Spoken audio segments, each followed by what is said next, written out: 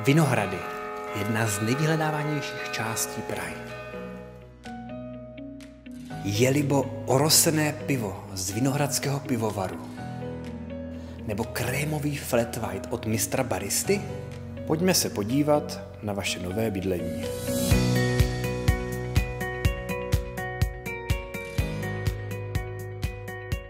Nově zrekonstruovaný bytový dům o 5 jednotkách, které jsou ode dnešního dne k nájmu.